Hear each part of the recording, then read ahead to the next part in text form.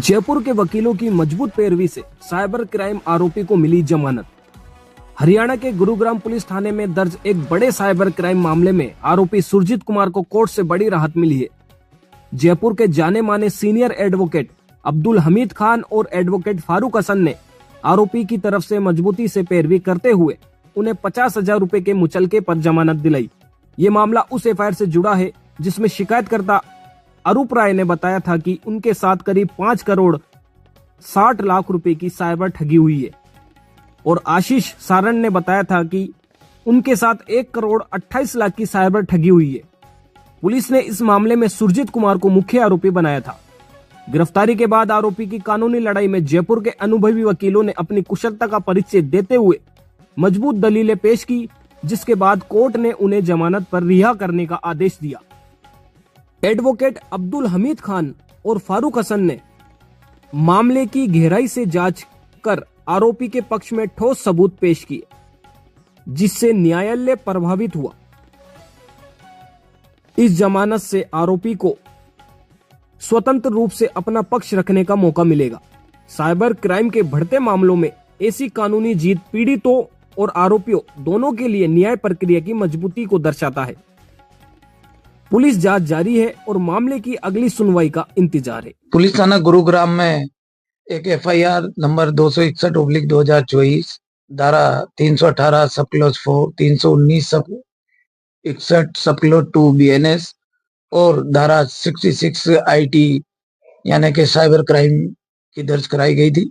ये एफआईआर अरूप राय ने दर्ज कराई थी और उसमें उस एफआईआर में उसने कहा कि मेरे साथ साइबर क्राइम 5 करोड़ 60 लाख रुपए का हुआ। हम मुलजिम सुरजीत कुमार की ओर से, सुरजीत कुमार और मानस की ओर से हमने न्यायालय में अपना केस रखा और न्यायालय ने हमारे बातों को मानते हुए सुरजीत कुमार और मानस को जमानत का लाभ प्रदान किया। न्यायालय द्वारा दीपांशु सरकार का न्यायालय था और उन्होंने बाद आर्ग्यूमेंट और प्रोसिक्यूशन की जवाब के बाद हमारी जमानत स्वीकार की। 50,000 के जमानत 50,000 के मुचलके पे सुरजीत कुमार को रिहा करने का आदेश प्रदान किया गया। इसी क्रम में एक एफआईआर सुरजीत कुमार और मानस की एफआईआर संख्या 25/2024 में और दर्ज हुई थी। वो दर्ज होने के बाद में हमने उनकी तरफ से अपना केस को रखा। सुरजीत कुमार की तरफ से ये भी साइबर क्राइम से रिलेटेड थी। इस एफआईआर में 1 करोड़ और 28 लाख रुपए का मामला था, साइबर फ्रॉड से संबंधित थी।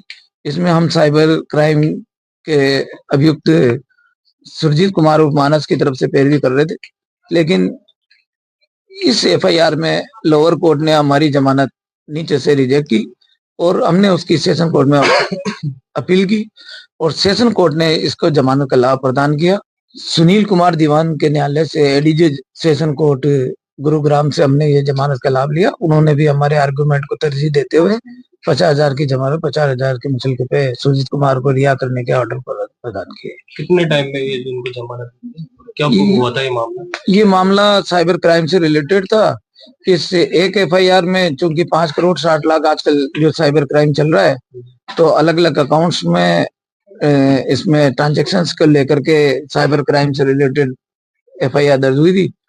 तो हमने उस एक एफआईआर में तो हमारे अगेंस्ट जो एविडेंस प्रोसिक्यूशन का था वो डिस्क्लोजर एविडेंस से रिलेटेड था कि डिस्क्लोजर एविडेंस एक अन्य अभियुक्त जो सह अभियुक्त था उसके डिस्क्लोजर एविडेंस के ग्राउंड पे सुरजीत कुमार को गिरफ्तार किया गया था। तो आर्गुमेंट हमारा जो नीचे लोअर कोर्ट में यह था कि क्या डिस्क्लोजर एविडेंस के ग्राउंड पे क्या किसी अभियुक्त के खिलाफ जो कि एक वीक एविडेंस है और उसकी एविडेंटरी वैल्यू नहीं है, उसके ग्राउंड्स पे क्या आप उसको अरेस्ट कर सकते हैं, नहीं कर सकते, और अगर अरेस्ट किया तो उसको बेल का रिलीफ देना चाहिए।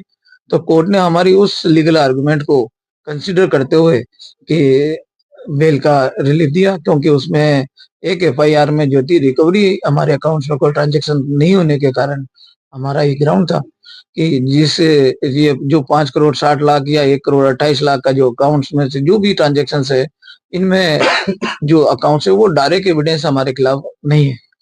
कोर्ट ने हमारी बात को कंसिडर किया और प्रोसिक्यूशन की बात को न मानते हुए हमें बेल का रिलीफ दिया गया। आजकल ये डिजिटल अरेस्ट हो रहा है, इसके बारे में आप कुछ बताएं। डिजिटल अरेस्ट बिल्कुल हो रहे हैं और मेरा पर्सनल मानना भी है कि साइबर क्राइम बढ़ गया है, लेकिन साइबर क्राइम में पुलिस प्रोसिक्यूशन की साइड से जो हम देख रहे हैं दौरान प्रैक्टिस लॉयर के हिसाब से, तो जब हम लॉयर के हिसाब से उसको जो प्रैक्टिस को देखते हैं तो पुलिस के पास में साइबर क्राइम की जो टीम है वो एक्सपर्ट टीम नहीं है, और एक्सपर्ट टीम नहीं होने से मुलजिम जो होता है, जो जिसका कोई रोल नहीं होता है साइबर क्राइम से रिलेटेड, वो भी मुलजिम बन जाता है। और जो ओरिजिनल मुलजिम होते हैं वो चूंकि एक्सपर्ट होते हैं वो अपने क्राइम के संबंध में, तो वो बरी भी हो जाते हैं और बेल आउट भी हो जाते हैं।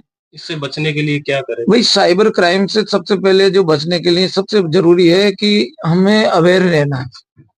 हमें किसी भी धोखे में आकर के या किसी लालच में आकर के कोई ऐसी गलती नहीं करनी है जिससे साइबर क्राइम हो उसके साथ। अगर किसी के साथ हो जाए तो सबसे पहले क्या करें? उसे साइबर क्राइम अगर किसी के साथ होता है तो सबसे पहले पुलिस को इन्फॉर्म करना चाहिए।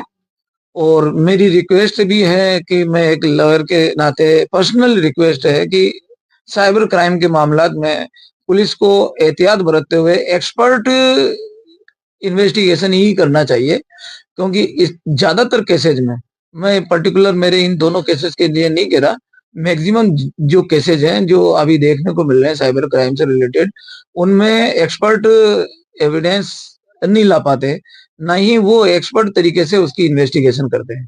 क्योंकि जो पुलिस इन्वेस्टिगेशन करती है वो साइबर क्राइम के बारे में खुद इतनी अच्छे तरीके से इन्वेस्टिगेशन नहीं करना जानती, वो अपने पुराने तरीके से करती है। जबकि साइबर क्राइम चूंकि रिलेटेड है, डिजिटल प्लेटफॉर्म से रिलेटेड है, तो साइबर क्राइम की जो इन्वेस्टिगेशन टीम है ये अच्छी होनी चाहिए पहली बात। क्योंकि मैं ये नहीं कह रहा हूं कि कोई मुलजिम क्यों छूट रहा है या उसकी जमानत क्यों हो रही है या वो क्यों फंसाया जा रहा है। मेरा कहना यह है कि कोई भी जब एफआईआर आती है तो उसकी जो इन्वेस्टिगेशन है वो फेयर होनी चाहिए और प्रॉपर होनी चाहिए। और पुलिस जो है इतना लिखवाना छोड़ देती है केसेस में कि वो आगे जाके मुलजिम को उसका बेनिफिट मिल जाता है। और मेरा जो क्लाइंट है उसने तो कोई साइबर क्राइम किया ही नहीं, उसको तो इन्वॉल्व कर दिया इन्होंने जबरदस्ती। तो इसलिए न्यायालय ने हमारी बात को कंसिडर किया कि इसके खिलाफ कोई एविडेंटरी वैल्यू वाला कोई मटेरियल रिकॉर्ड पे है नहीं। लेकिन चूंकि ये प्रोसीजर है कि पहले अभी इसको अपनी जमानत पे ही आर्ग्यूमेंट वो करने हैं। अब इन दोनों मैटर में से एक मैटर में तो चार्जशीट आ चुकी है और एक मैटर में अभी पेंडिंग है। मेरा नाम एडवोकेट अब्दुल हमीद खान है।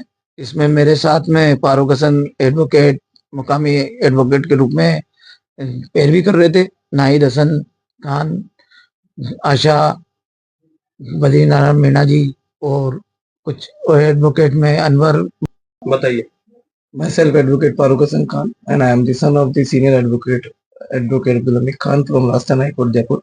I would like to say, firstly, thanks about you for your news channel who cover this kind of this kind of justiceful nature of the cases, like a cyber crime, like a rape. Firstly, I would like to say thanks about to the Mr. Dipanshu Sarkar, who is the district court judge in the Gurugram. Second, session court judge S.K. Diwan Sahab, who gave us bail, who gave us the liberty of the bail for the accused of Surjit Kumar in the FIR number 25 and the 261 oblique 2024. And I was the in this case, and I am so fortunate to have a help to about this case to my father in this case, because he is a so much senior advocate in the Rajasthan High Court, and I have always learned something from him. And another thanks to our judges, both the district and the session court judges from the Gurgaon. And another one who is always big support of my grandfather. He is always seeking for the justice, and he always support us and give us the honesty is the best policy. And we learn from our family also. And we belong from the advocacy family belong. And I have two sisters whose name is Nahi Khan and Asma Khan. She is also advocate in the Rajasthan High Court, and she is the practitioner advocate in the Rajasthan High Court Jaipur bench. And we have two elder brothers, Abdul Raseek Khan, Muhammad Anwar Khan. And we have younger brother Mohammad Junaid Khan. He is also advocate in the Session Court, Jaipur. And we would like to say thanks all about the advocacy, because my father is the first advocate in our house. Then we will belong from my father, and our legacy is the advocacy, and we always seeking for the justice. And thank you so much for our judges, and again thank you so much to my father and my grandfather. Thank you so much. इस video को like करें, हमारे channel को subscribe करें और bell icon जरूर press करें।